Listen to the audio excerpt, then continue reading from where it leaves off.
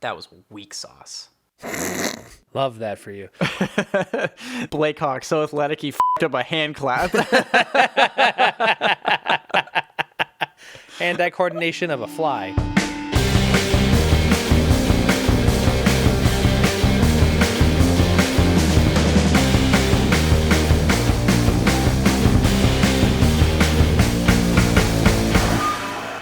Hey, I'm Blake. And I'm Dave. And this is the cult movie episode of First Prize Films, the Kool-Aide Drinkiest podcast, where we each select a genre-specific movie separated by at least a decade and pit them against each other to find out which film wins the coveted title of First Prize. Dave, can you tell us what that means? Yeah, so it's like telling yourself you're not going to drink too much on a Saturday. Yeah. Why even bother?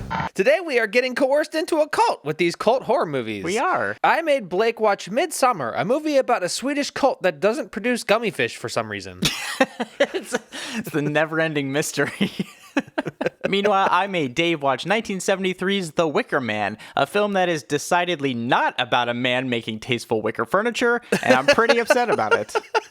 Just saying. We were both misled greatly. I hate this episode already. So this episode was quite a trip. A trip is like the sweetest way to put this. I don't know how else to classify this other than horrible, confusing, maze-running nightmare. You know, this is a fan-suggested episode, and so I'd never seen The Wicker Man before from 1973. I'm very aware of the film, but never sat down and watched it. Have you seen it before? I'd never even heard of it until the fan suggested it, so That checks out. Not seen it for sure. But you and I, we both saw Midsommar together. Yes. When it came out. Yes, we did. In LA, and I remember we both left, and we're like, man, that movie was... Oh my God. That movie was, ow, my everything. What happened? It's an overwhelming experience, truly. Just like Ari Aster to knock us on our asses. Oh, we just, not too long ago on the stream, we talked about Hereditary, and that movie made me cry. I'm really interested to see what this movie did to you, because it made me poop a little. This film was quite a different experience, but we'll talk about it. We'll talk about it. I did have a good time with these, so I am excited to talk about them with you, because I need to know your thoughts and feelings on so many things. I have a lot of them. I'm ready to get into it if you are. Let's fucking do it. Movie 1, Midsommar, 2019. All right, Dave, I need you to give me the synopsis for 2019's Midsommar. After losing her entire family, Dani is begrudgingly invited on her boyfriend's totally normal guy's trip to Sweden. She finds a new family there and doesn't seem to mind that everyone she came with gets brutally murdered because, hey, she's got flowers on her head now. Beauty's important, Dave.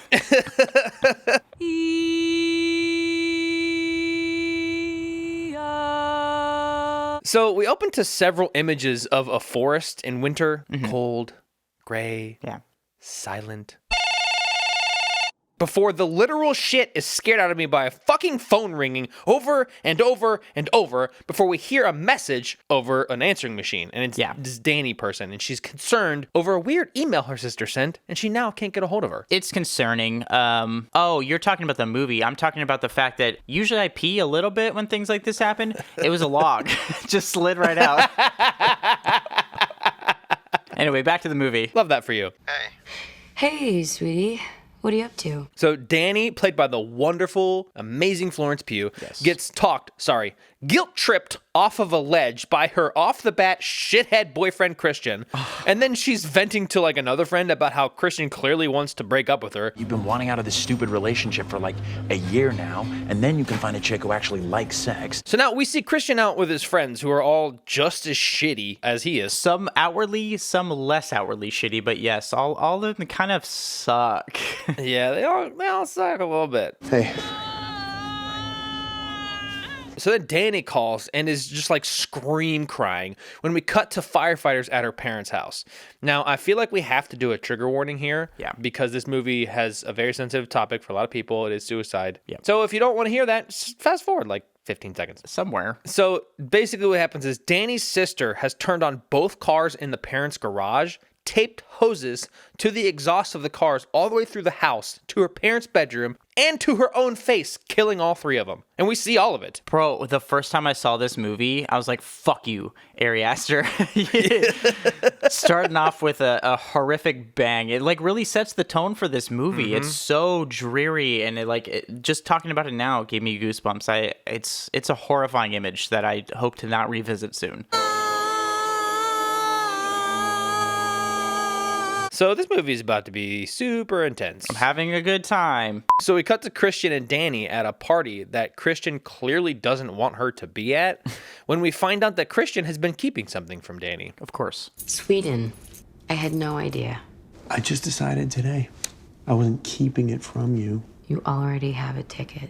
Dude, like, so red flags abound. I know she's in a really vulnerable place because her family's gone now, and her boyfriend just sucks, and he's like gonna take off for like months to Sweden, and it makes me feel so bad. Relationships are awful, dude. I was curious if it's possible to crawl into a movie to beat the shit out of a character. Oh, listen, I don't know, but I'm willing to help you try. Okay. Let's get on to it, because I really want to kick the shit out of this piece of shit in flannel. Let's do it. I invited Danny to come to Sweden.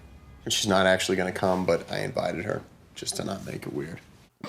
So apparently Christian is a liar to his friends too. Yeah, pity invite, as well as just deceiving your friends and just to look like the good guy out of all of this. He doesn't want to look like the bad guy to anybody, but he's the bad guy to everyone. Yeah, own your bullshit, dog. Right. So when Danny gets to the apartment, it's super awkward. Like the kind of awkward where you farted and everyone knows it's you, but no one wants to say it. So they're sitting in silence, dwelling in the musk of your undergarments. Yes, yeah, exactly. I don't know what you're talking about. Never had that experience. I'm very, very glad you're coming. I think it's very good you're coming.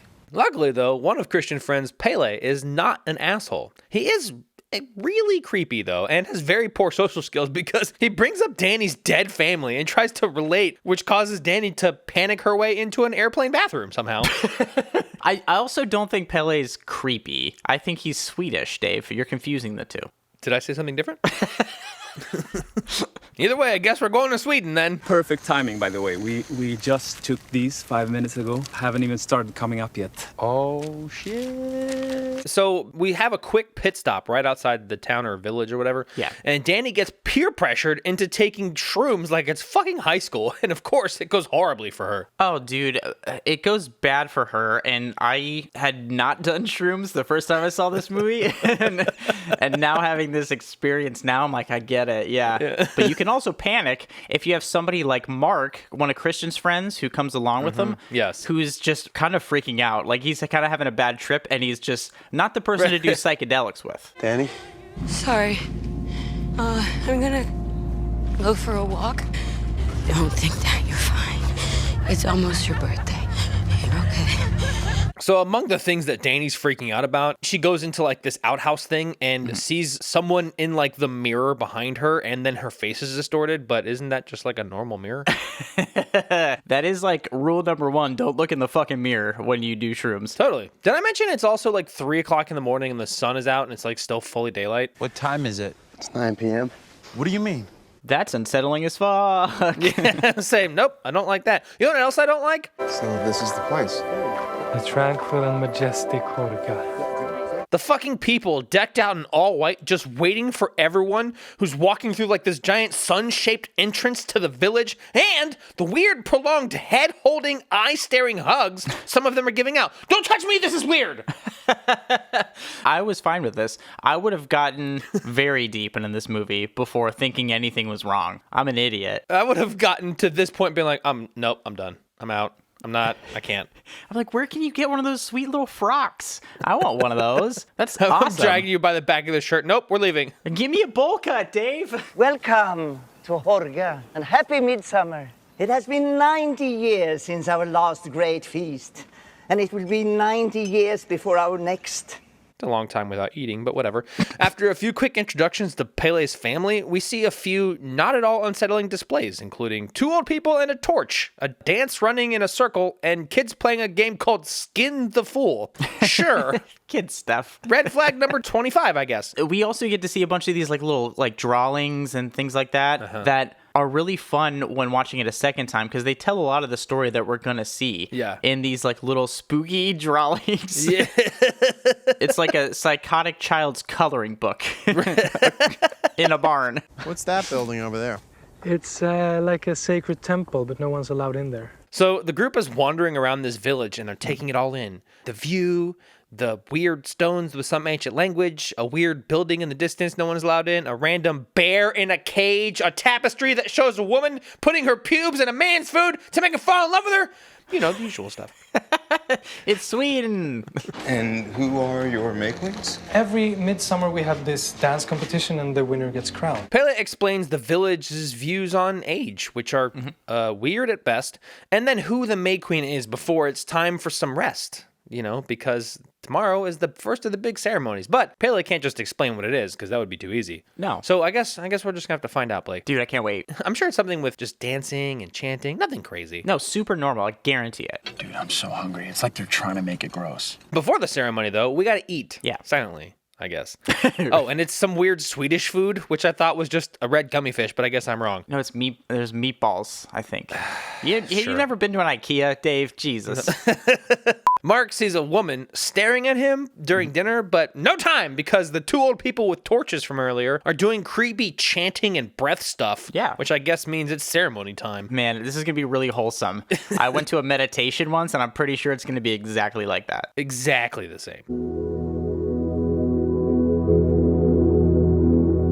So the whole village and all the guests, except for Mark, who is taking a nap, I guess, have gathered at the bottom of a giant cliff while some blue-robed people walk the old torch people to the top of this cliff, and suddenly I have a very bad feeling. There's no pool under there. It's just rocks. Or a trampoline. Oh, no. Oh. So the old torch lady is at the edge of the cliff doing some weird, like, dance shit and looking Danny straight into the eye before... She just yeets herself off the fucking cliff, and her head pops like a rotten watermelon, and we see all of it. Dude, we literally see the whole thing, and slow-mo just like, oh my fucking god, this movie spirals so quickly. Oh, and you know what, Blake? What? The only people who are reacting appropriately are the 2 guests who aren't a part of our group. Yeah. Because they realize that the old torch man is also about to jump, and they're screaming for him not to. But he's like, if my wife can yeet, I can yeet. I doth declare.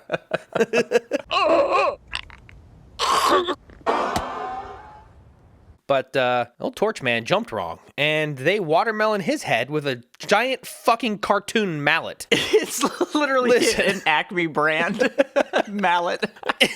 And listen, I know I've said we've been in Nopeville before, but I was wrong. Yeah. This is the one true Nopeville. Oh god, it's horrifying. It feels awful, and like you said, the other guests are freaking out. Yes. But also our guests are freaking out, except for Danny, who's just watching kind of quietly. She's not enjoying herself, to be clear, but she's just kind of like silent while Christian like barfs his fucking brains out behind her. Yeah, well, she doesn't panic yet. Danny?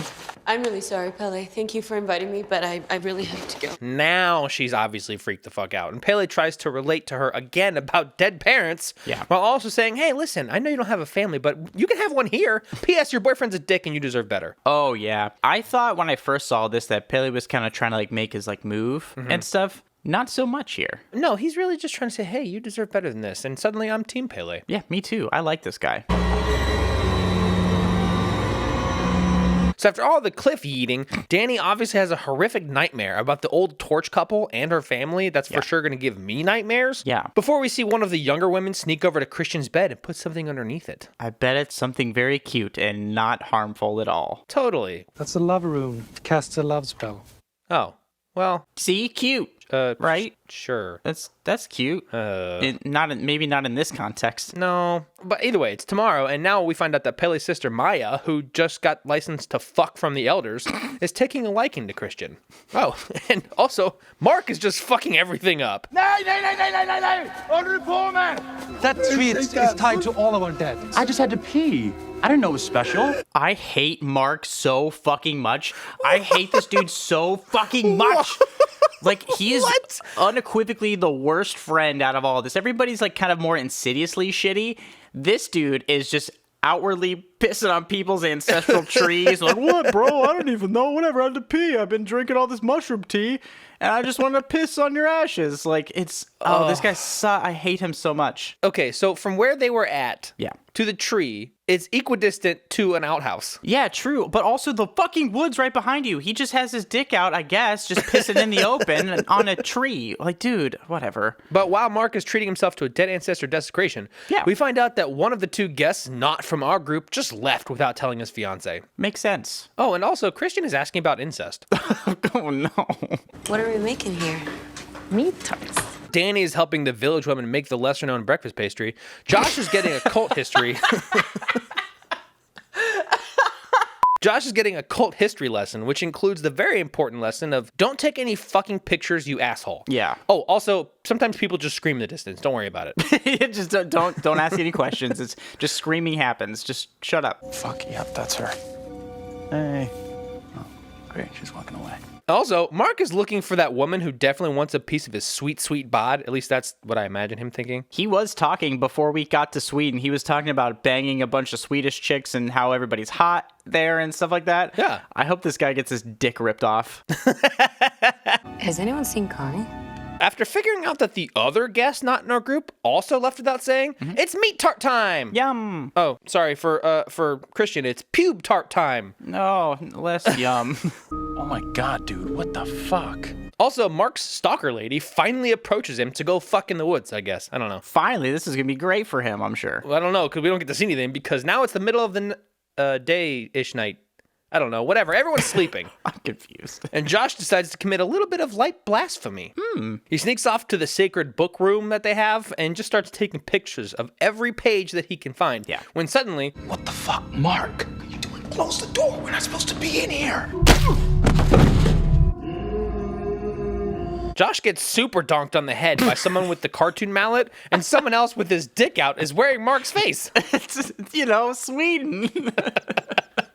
This is so fucked up. This is where things take that big turn, that big kind of horror turn, It's so dark.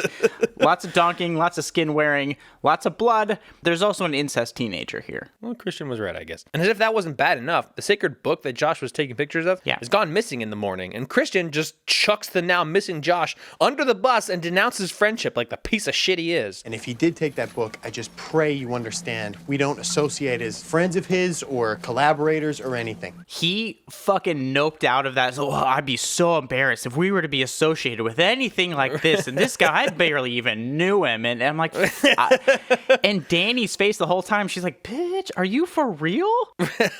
Right. Oh, he sucks so hard. Oh shit, Blake, it's fucking May Queen competition time. Oh, finally. All of the women, Danny included, have to take some drug tea, and then they start dancing. Meanwhile, Christian has been led into a house with one of the not quite torch level elders, and she tells him, hey, you get to fuck one of our women. Dude.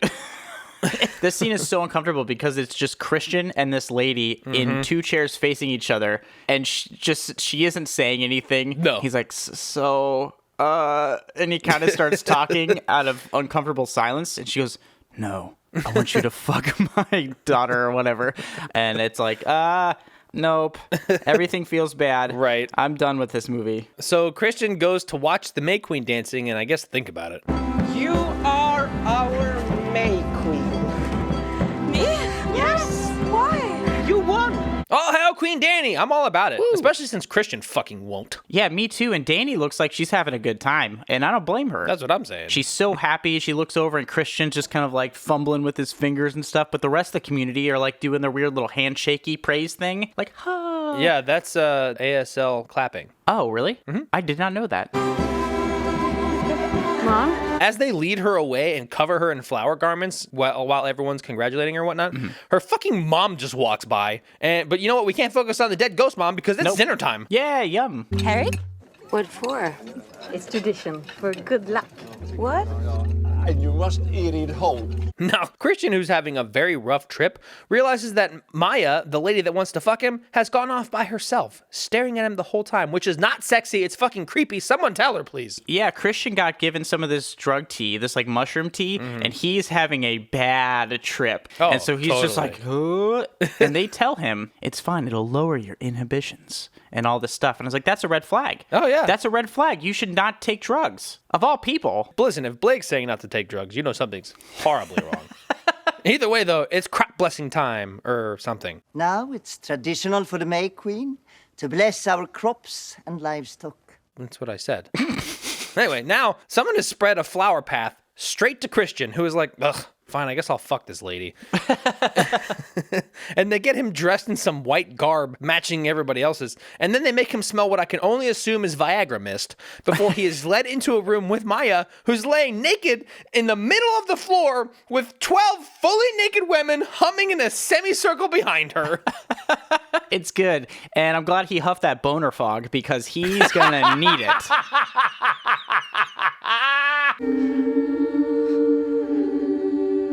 So while the villagers have distracted Danny with some weird crop dance thing, Christian is now full on fucking this girl when one of the naked women behind her kneels down next to his head and just starts singing to both him and Maya. And listen, I was about to make a joke about how there's no way he's staying hard, but as you said, boner fog. we already established he's not going soft anytime soon.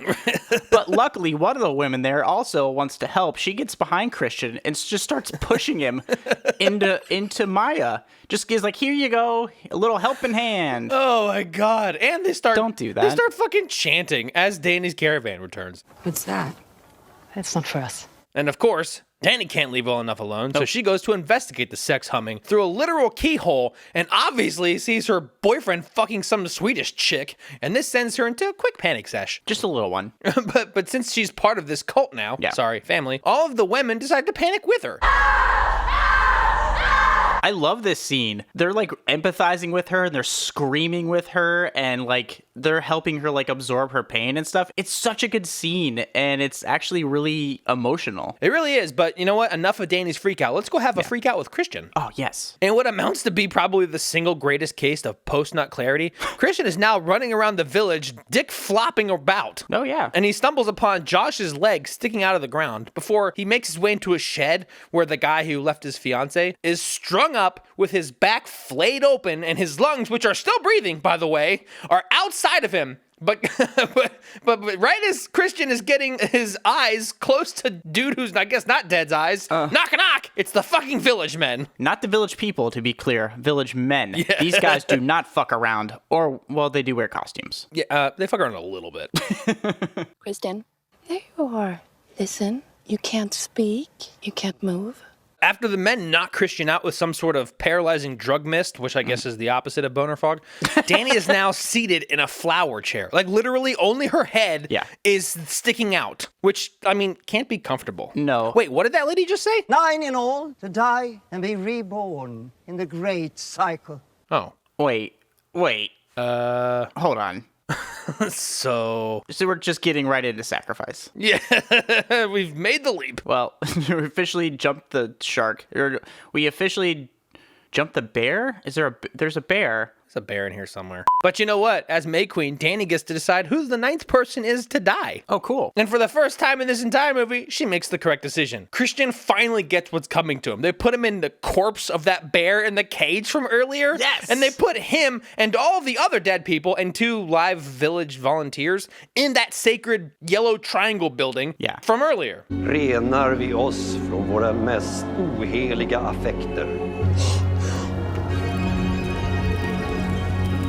Goosebumps again. This scene is fucking horrifying. It's incredibly horrifying. And basically, Danny watches as they set fire to the sacred building with the dead and paralyzed piece of shit Christian inside. Yeah. And as the live villager volunteers catch fire and start screaming, the rest of the villagers start screaming with him. this is such a wild scene. The rest of the villagers are watching this thing, and just like Danny before, where they're kind of absorbing her pain and screaming with her, they're kind of doing that as well with their sacrifices. Yes. And it's an emotional scene. It's scary, but it's also kind of inspiring, which makes me sound like a fucking nut job, but it is kind of inspiring. I don't know how else to describe it. A little bit. But as the building falls, Danny's deep frown that she has turns into a giant smile. Roll credits.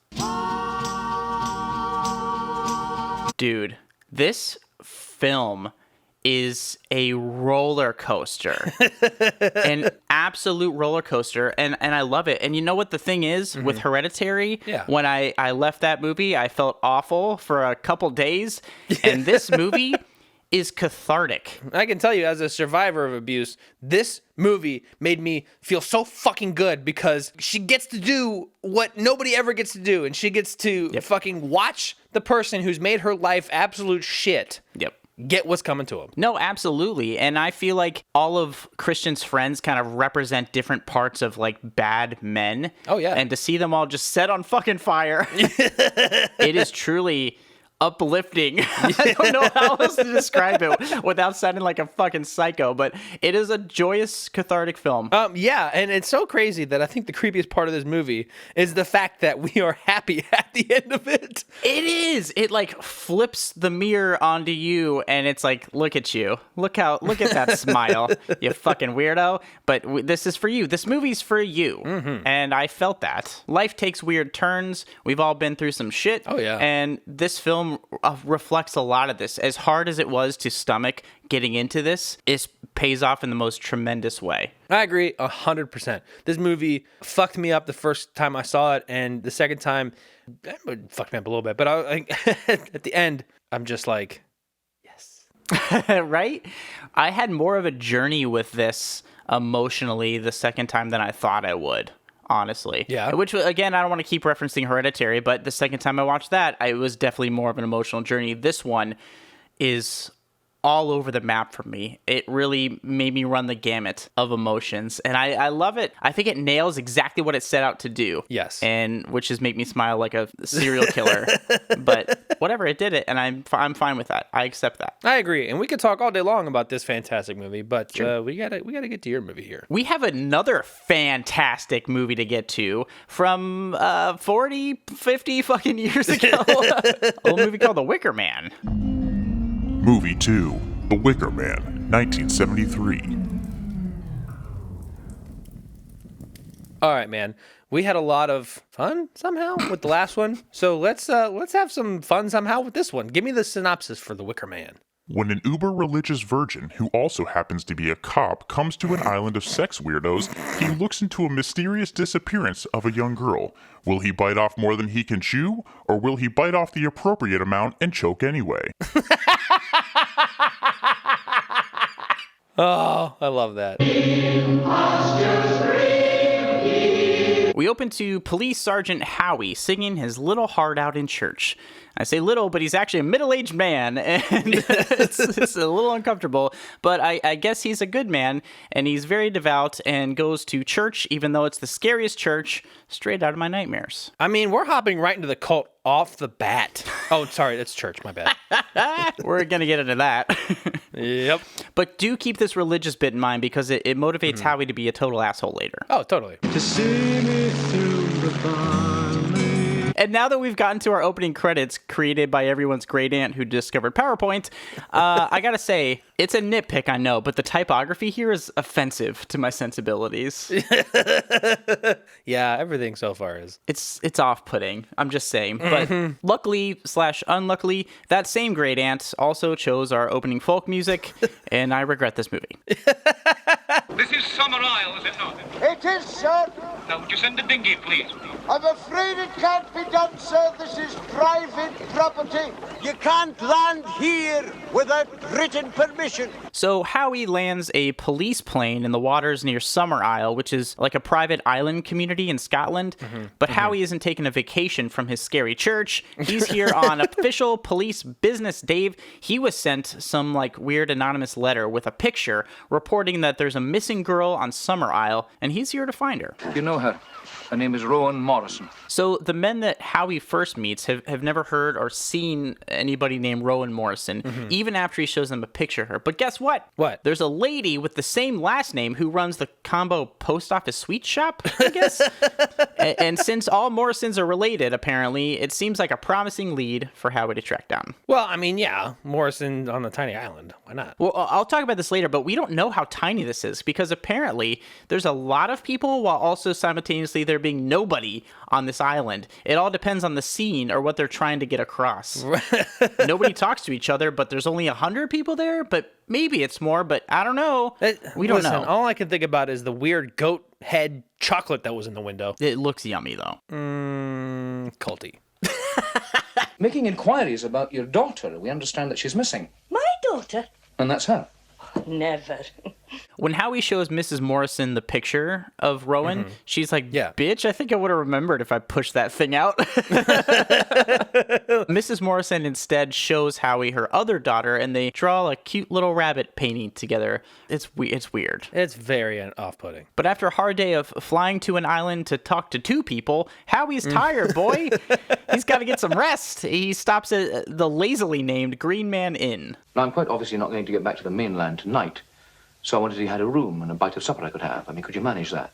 I think that can be arranged. So Howie walks into the inn in search of a missing meal now, and the place is crowded with local drunks and hussies, and it also goes quiet when Howie comes in, which is spooky. Honestly, it's pretty off-putting. I was like, can you fucking stop staring at me? It is like kind of walking into a party, and even if you know people there and everybody stops talking, you're like, what were you talking about? Like, were you talking about me? Fuck. What? Am I the asshole here? Yes. Howie does get his room and a meal, but also the balls on this guy because he complains that his meal isn't homemade enough and elements are from a can. You posh fucker. He's like so fucking offended, and I don't understand. I mean, you're getting a free fucking meal, dog. And also, God forbid the inn doesn't have any apples on hand. Right. No apples. No apples? On an island famous for its fruit and vegetables. I expect they've all been exported. You can have peaches and cream if you like. From a can, I suppose. So Howie sucks, and that girl he's looking for, she's probably dead. So I just want to get on with this. Also, I really thought that when she said, would you like some peaches and cream, she was like, do you want to fuck me later? Or that's later. Oh. We'll get to the fucking very shortly. But this whole thing doesn't really feel like a horror movie to me. It feels like an uncomfortable family reunion where most of the family doesn't remember you, but they definitely hate you. Oh, yeah. So they don't remember why they hate you, but they do. They do, and not that I know what that feels like. Anyway, to add insult to injury... the bar patrons burst out into a jolly tune, and this whole thing turns into a big musical number. I mean, and there's a boner joke in the middle of the song. The parts of every gentleman do stand up. And just as I'm kind of reaching my breaking point with this movie, things get even weirder, I would say. A little bit, yeah. So Howie finishes his canned meal, I guess, and goes for a walk to find people fucking on the grass, watering the graves, and crying naked on some kind of rune. I don't know. I wasn't expecting this. I was not ready for a slow-mo orgy in a field. It came out of literally nowhere. And Howie wasn't ready for this either, because his sanctimonious ass storms back off to his room. And Dave, listen, the Christian-born trauma is not over yet. Oh, crap. Willow McGregor, I have the honor to present to you Ash Buchanan.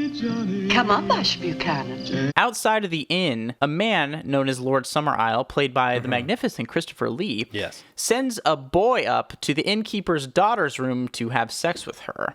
It's all very traditional, Dave, I think. What? It's so bizarre. And Howie, of course, he overhears this whole thing because they're talking super fucking loud. And his window's facing the same direction. Yeah, and Lord Summer Isle says, Only make sure you are ready, for tomorrow's tomorrow. The day of death and rebirth. Yes. For a weirdo secret sex cult, they sure aren't keen on keeping literally any of this secret. They're talking very loud about things they all should already know. Right. But fine. Hey, here's a person to have sex with before tomorrow and when we have the thing. Remember the thing? I remember the thing. It's the thing. In a couple days' time. Do you remember? I do. Enjoy your sex.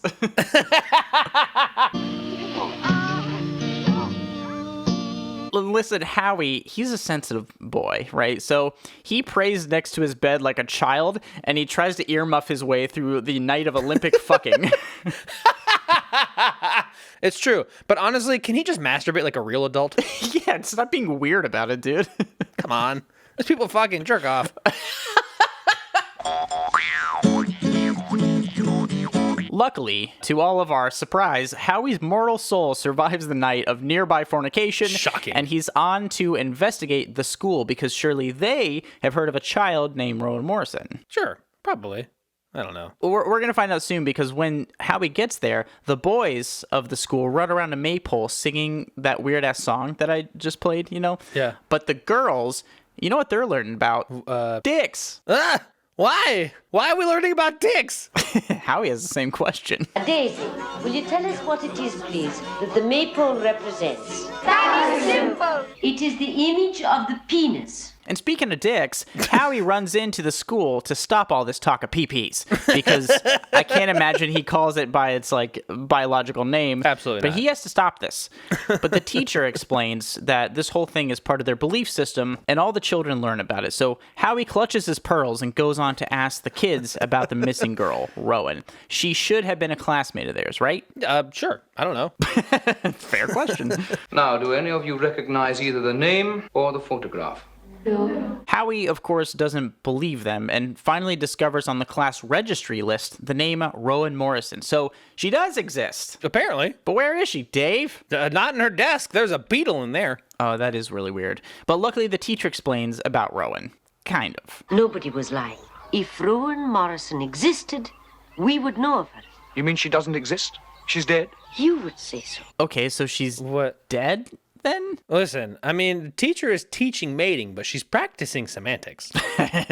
Fucking truth. Listen to this. We believe that when the human life is over, the soul returns to trees, to air, to fire. Got it. She's dead, but Howie doesn't ask why, when, or how.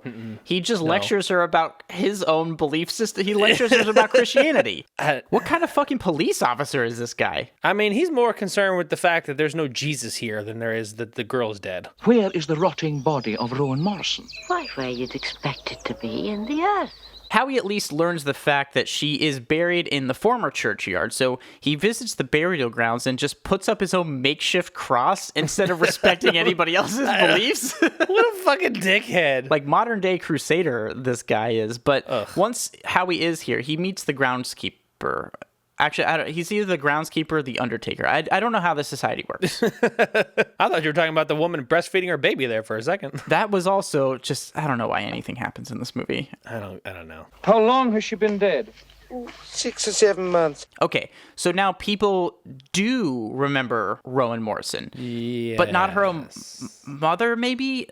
What, like, and again, going back to what we mentioned earlier, what is the population of this place? Because it feels like 100 people live here, but it has to be way bigger because nobody fucking knows what's going on, right? I mean, honestly, I feel like if he asked, to be like, how many people live here? Oh, our population is...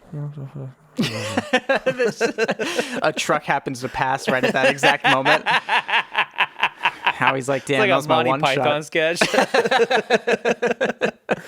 Part of this feels like a Monty Python sketch. I'm not gonna lie to you. God damn. So now that Howie knows Rowan is dead, he decides to handle things with a little more force. Bureaucracy. I'd like to see your index of death, please. So he goes to the island records room where he just assumes they're going to have the death certificate and all the proper paperwork. I guess. Apparently, I don't know. Since, things have been going so fucking smooth so far. But of course, they don't have the death certificate. And Howie keeps getting the runaround from all the weirdos until he goes all the way to the top. He goes to see Lord Summerisle himself in his decadent mansion. Definitely one way to put it. I think it's decadent. I think it's decadent.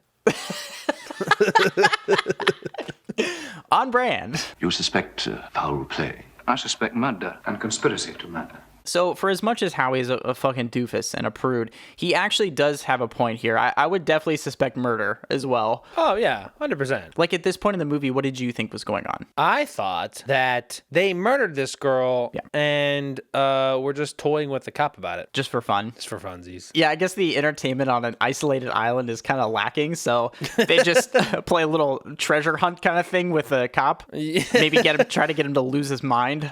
I mean, honestly, it's the 70s. It's not like they had TikTok. That's a good point. And what did people do before TikTok? We don't know. We'll never know. I don't remember. I'm 40.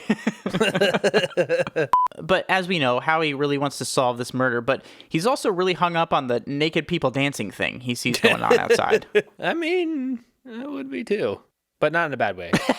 You've got fake biology, fake religion. Sir, have these children never heard of Jesus? As we all know, Jesus doesn't believe in nudity, Dave. The 70s. But even after all of this, Howie still sits down to listen to Lord Summerisle talk about their religion.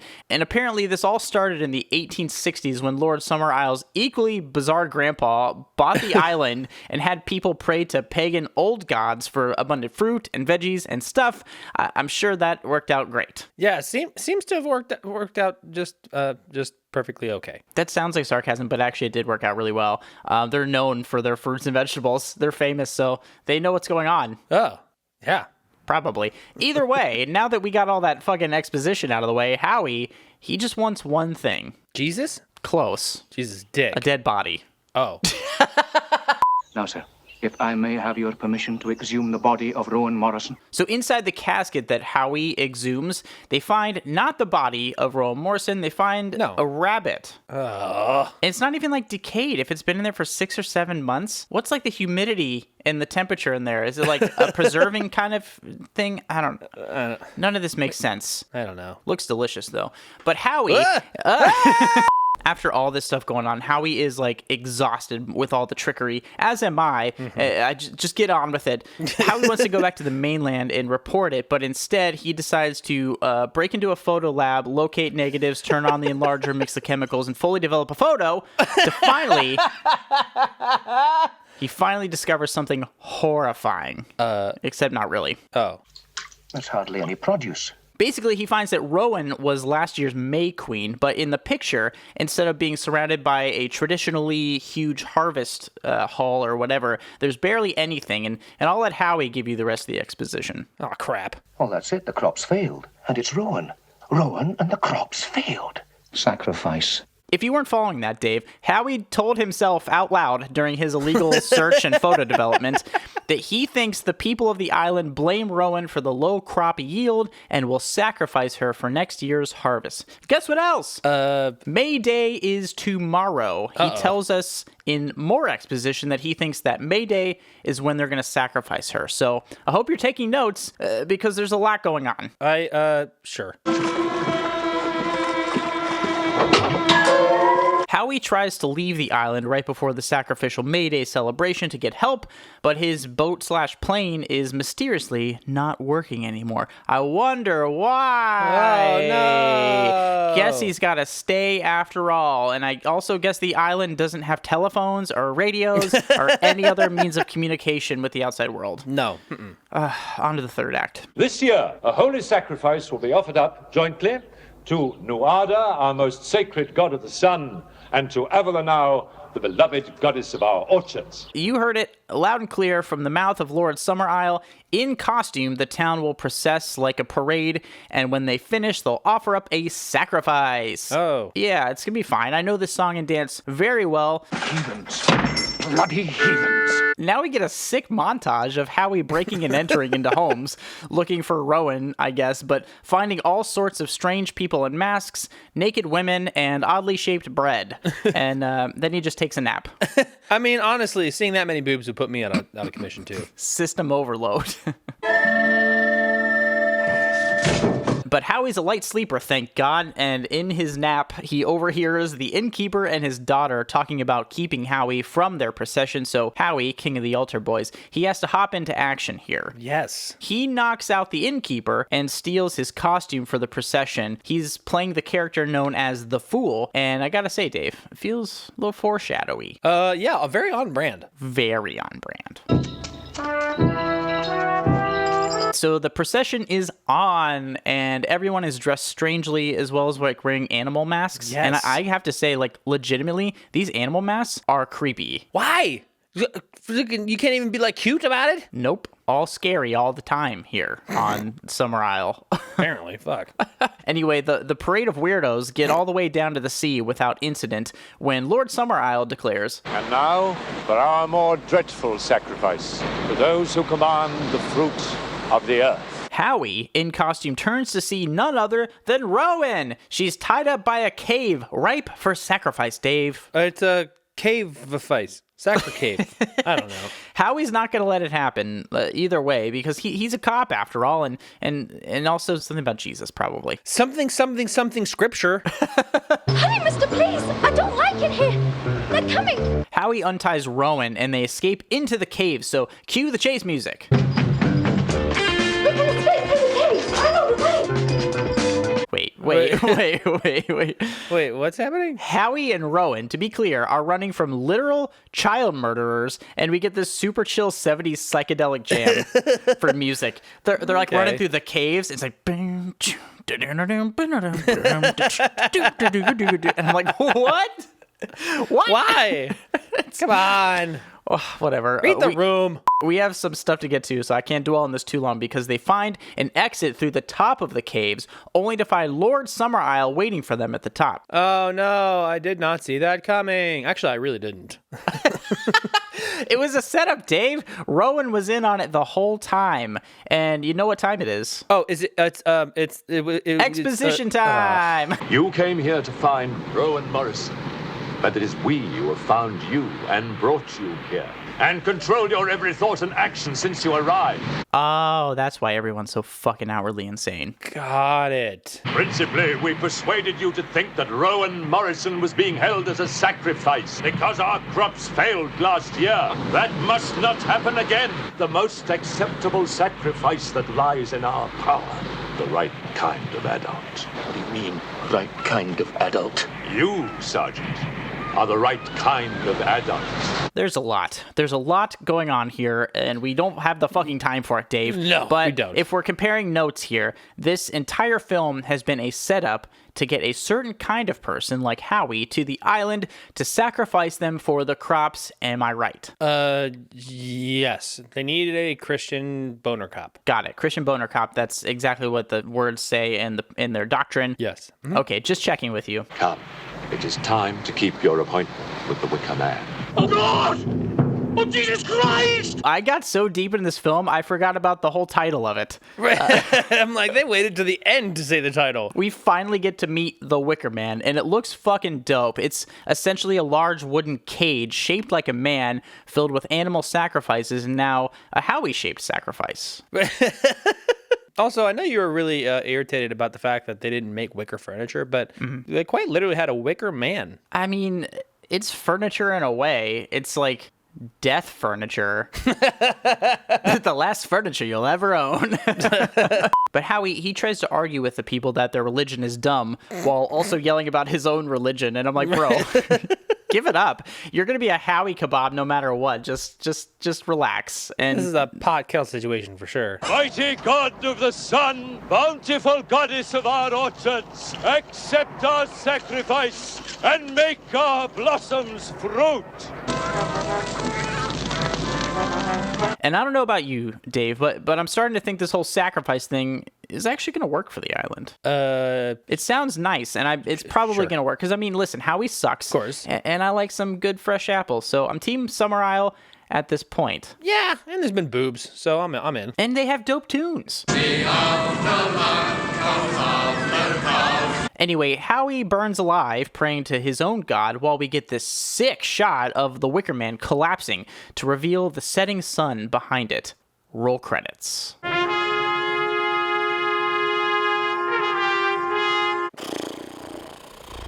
Dude. This movie was very strange. And I legit did not see that twist coming at the end. I love it. I've never seen this movie in full, but I know how it ends. There was a remake of this movie in like 2005 or 6 with Nicolas Cage that is for real? very, very bad. And I didn't want to talk about this because people love this film. It's like really highly rated. And so I really wanted to see something great. But after seeing it, it feels like it was made by somebody who like lived through the 60s and thought like, if this hippie shit goes on, the natural conclusion is human sacrifice. Probably. It kind of feels like a cultural panic film in a way. You know? Yeah, now that you mention it. Like that's what I got out of it, and it's so bizarre that I still don't honestly know how I feel about it. Yeah. Like I did like it, and I thought it was so off-putting and so strange. Like the acting is weird, the shots are weird, it's lit weird. It's lit like a PBS documentary. You know, a little bit, yeah. It feels so bizarre, and part of it feels like home movies. It's a very strange film. Yeah. And so I guess effective in that way. Yeah, I mean, honestly, it's not terrible. I didn't love it, but I also didn't hate it. It was very strange, but yeah. I don't know. That's the best way to put it, yeah, is that it was very strange. I am excited, though, because we have some points to get to, and I'm really excited to compare these two movies. They're wildly different, yet have so much crossover. It's unbelievable. It's crazy. It's crazy. Absolutely. Let's just fucking jump into it. Don your robes, Dave. We're off to the Thunderdome. Onward, ho! Movie versus movie. Welcome to the Thunderdome.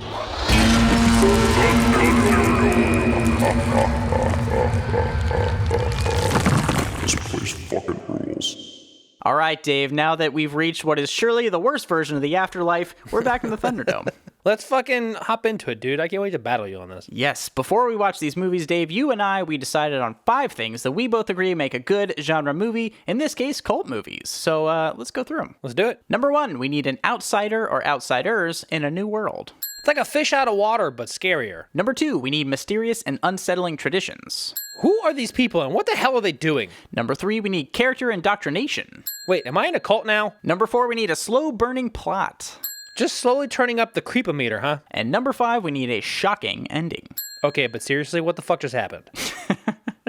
So hopping right into Outsider in a New World, in The Wicker Man, we not only have an outsider to Summer Isle, we have someone antithetical, I would say, to its values in Howie. Howie is an uptight cop looking for a missing girl, but in reality, he's a deeply religious Christian man thrown into a pagan society filled to the brim with sex and sun gods and shitty folk music. And the man couldn't be more of an outsider to this world. There's such a difference between them. Yeah, I can't disagree with that. He's definitely the exact opposite of everything that goes on in that. But in Midsommar, not only did we bring just 4 main characters and 2 semi-main characters and several hundred background characters from all over the world to this Horga place, each character has some sort of like drama attached to them as they enter this new world that each one will be cleansed of. Sort of. By fire and a fucking mallet to the dome. No, it's true. They all kind of bring their own baggage, and obviously they're outsiders. They're not Swedish, and they aren't part of a cult. So, it makes sense. I just feel like Howie's difference in The Wicker Man is more of a stretch, I think. He's just so anti-everything here. Well, I mean, I don't think it's more of a stretch because it's not like everybody in Midsommar is pro people yeeting themselves off of cliffs. But I would say they're trying to learn about the culture, whereas Howie's like, nah, fuck this, dog. You guys are like really weird and you make me uncomfortable and I don't know what's going on here. You know what? Fine. But, speaking of everything being weird, that brings us perfectly into our next point, mysterious and unsettling tradition. Yes. And right off the bat, we are unsettled by this village, with their white clothes and people playing the fucking flute to greet them, the drug teas, the dancing, the weird books, the sex ceremony, elders yeeting themselves off of cliffs. Damn near everything we see in this movie is mysterious and unsettling to like the nth degree. Midsommar has like this really strange and unsettling tone from the get-go. Obviously, it's set up perfectly, but also once we get into Horga, we have that drug trip scene before they even get there. It's everything's so out of whack, so it makes even the most simple traditional things seem strange, which I think is a really great approach for the film. But in The Wicker Man, I mean, minus like the midnight sex picnics and stuff, Summer Isle's traditions, they don't really feel that mysterious necessarily. They seem to adhere pretty strictly to text that Howie can just find in a library. about what they believe and what they do.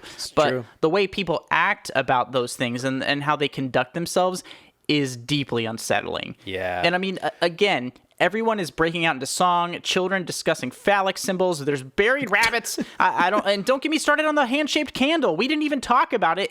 There's a hand-shaped candle and the fingers are fucking wicks and they're on fire. It's a handle. It's a handle. It's a handle. Candle. Handle. Yeah, I'm fine with that. It's so mysterious, but also like just fucking bizarre. Yeah. And I never feel like I fully get a grip on what they're doing or what this is all about. It just feels like they're kind of making it up as they go along. Yeah, and it definitely does feel that way many parts throughout the Wicker Man, but in Midsommar, you can definitely see that it's almost scripted. Yeah. They definitely know exactly how to bring these people into this world. Oh, for sure. You can tell they've done it before, and it's very by the book. Oh, like yeah. you said, it just feels scripted. Like they just are prepared for this.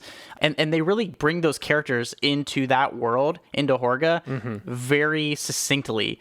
But I think that also helps us get to our next point, character indoctrination. Yeah. As much as Summer Isle in The Wicker Man may try to indoctrinate Howie, I don't really think that's their point. Obviously, at the end, they want to sacrifice him, so who cares if he believes what they do? And in fact, it's almost better if he doesn't believe, according to them. But honestly, by not trying to indoctrinate him, Howie still found himself being in their weird parade and participating even more than he ever would have before. Like, so in a way, it's a more insidious form of indoctrination, like reverse psychology indoctrination. Yeah. Almost. Yeah. I mean, that's true. That's true. But in Midsommar, by the end of the movie, Danny has been fully indoctrinated into this cult. Yeah. An argument can be made to say that Christian has been as well, in a similar way that Howie has in The Wicker Man. Yes. Where it's kind of like accidentally, seeing as, an old lady literally helped push his ass while he was fucking somebody else. But sex assistant. Sex assistant. Yeah, did she get the sex assist on her scorecard as somebody doing stats? Not only has Danny been pulled into this cult, she ends up doing it with a fucking smile. I do love her journey through this entire movie because everybody else kind of like resists the weirdness of it and stuff, but Danny, I wouldn't say dives in head first, but as she's brought further and further, she starts to accept it more and more, and it's wild. It takes a long time, but I think it's pretty good. It is pretty good. It does take a long time, which actually brings us perfectly into the next point, slow burning plot. And from where this movie starts to where it ends is an entirely different storyline, but everything happens slowly and one thing at a time. Yeah. First, we're with Danny and her emotionally abusive boyfriend as she mourns the loss of her entire family. Totally. And over the course of 2.5 hours, we end up with Danny and her new family celebrating the death of her abuser. It absolutely is true, and it's a winding plot. I wouldn't say the plot of Midsommar is actually that plotted, to be perfectly honest with you. It's kind of more of a journey than an actual plotted film, which it works for what it's trying to do. Yes. To be clear. But in The Wicker Man, despite only being like an hour and a half long, the plot burns right up until the last moments, essentially, the last scene of the film. It's a real tease, I think, because despite the endless exposition, I think the plot really does keep you guessing. It's like, Rowan? Never heard of her, but if we did, she's dead. And if she's not, then we don't know. And if we did know, don't worry about it. I think it really keeps you guessing right up until the credits roll, because I almost thought at the last second it was going to be some kind of weird birthday joke that the police force were playing on him. Like, they're just like, hey, let's like fuck with Howie, like our middle-aged virgin buddy. Like, let's make sure he's properly driven insane. That would have been quite the surprise for sure. I mean, the ending of this is really great, and that gets us into our next point, shocking ending. I think the Wicker Man's ending, as you said, is great, and it is shocking. I mean, Howie burns alive, common theme in this episode to be sure, while the residents of the island sing a happy little song and they smile and they even dance in the ashes of Howie's corpse. Like, bro, it really is a shocking reveal, and they don't hold back from it. Howie is begging and praying and nothing happens because, like, life is cruel and you should probably be less of a dick in the next life, buddy. How about that? Yeah, I agree. Maybe he needs to stop judging other people. Yeah. And maybe he'll come back as a dung beetle or something. I don't know. Something. Just do better, Howie. do better. But in Midsommar, by the time you get to the end, it's no longer really shocking because everything you've seen has made you numb because it's all horrific and scary. True. However, the shocking part is watching Danny go from mourning scared woman to happy queen of the killer village. Yes. And while that is earned, it is very shocking. No, I totally agree because things are going out of control. And obviously, like we said in the indoctrination segment, she's kind of brought slowly into this, and we see her horror and pain and stuff, even at choosing Christian to be killed at the end. But once the building collapses and stuff and everybody's screaming, we get that beautiful last close-up of her, and just her face morphs into a smile, and I'm like, yep. It is shocking because you don't anticipate that happening the first time, but it makes so much sense. It's so good, and it leaves you with this wild feeling when the credits roll of like, fucking A, what a great film. Like, what a happy ending. I remember when we first saw it in theaters, we both thought that. We're both like, oh my God, am I happy? Yeah. It is. It's so good. It is shocking, and it's a great ending. Absolutely. Speaking of endings, let's get to ours. Let's get to the finish line and decide which one is the better cult horror film. Let's do it. Yay! Hey, look, we did it. It's the finish line. We're at the finish line. Can I go home yet? All right. All right, man, let's get this over with because I got to get to my burning people alive sacrifice after this. So. Oh, cool. Yeah, I'm zooming into mine, so no worries. Well, you're not going to get the real heat from it, so. I have sensitive skin. This is a pretty cut and dry one for me. Okay. I really enjoy Midsommar. It's probably one of my favorite films that have come out in the last 10 years. I would say it's on that top 10 list. I really like this movie, and I really love The Wicker Man. I think it's a perfect genre movie for what it is trying to be and what it does. It's traditional in terms of plot, I think, but also has a lot of weirdness to it that is unsettling. I don't know how to feel about it. Like, I'm still kind of digesting it, but I think the clear and heavy winner for this movie has to be Midsommar. I think it is so good, and the themes are so strong with it, and it just really makes you feel, and it brings you into this cult, whereas I think The Wicker Man kind of keeps you at arm's length. It keeps you as a viewer from the outside world, and Midsommar drags you, sometimes unwillingly, into this horrific nightmare of a community that really twists and plays with your feelings. So I think in that way, it's more psychological, and cults are a psychological entity, I would say. Oh, yeah. And so from that perspective, I have to go with Midsommar. Yeah, I'm going to have to just go ahead and agree with you. I don't I enjoyed The Wicker Man a little bit, but you just can't beat Midsommar. It's incredible. It really unsettles you. It freaks you the fuck out. It puts you in Danny's shoes a lot of this movie, and you don't feel bad for a single person that dies, except for maybe a little bit Josh, but not really. Just a tiny bit. But in general, the whole movie, you're like, oh my God, what the fuck? This is. But by the end, you're like, I might join this cult.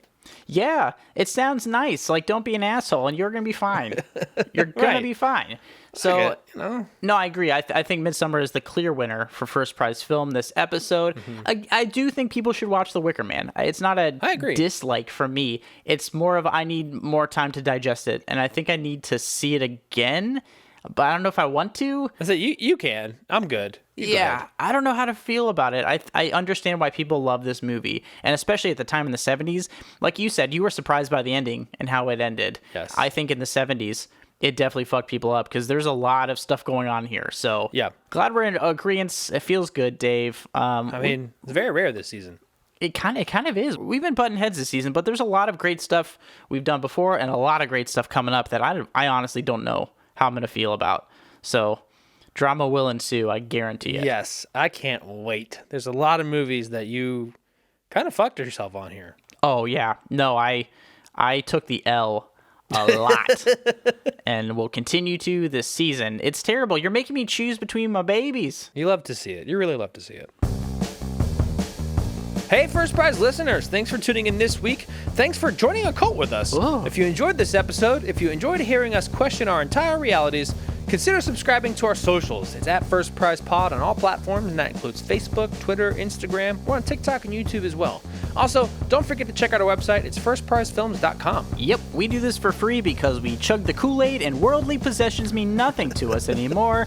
But if you'd like to support us anyway, consider rating and reviewing us on Apple Podcasts or come hang out on Twitch. We stream every week, talking about movies, having some laughs, and chatting with all of you. Yeah, it's fun. But join us next week as we steal our way through these action heist movies. Ooh, yeah, we're talking about The Fast and the Furious 2001 versus Point Break from 1991. It's gonna be a good time. I'm so glad I get to make you watch another Fast and Furious film. It's your revenge episode, even though I've done nothing to you, Dave. I've been nothing but kind and nice to you, and you fucking torture me endlessly. I swear to God. Welcome. Whatever, we'll see you then. See ya! Bye ya!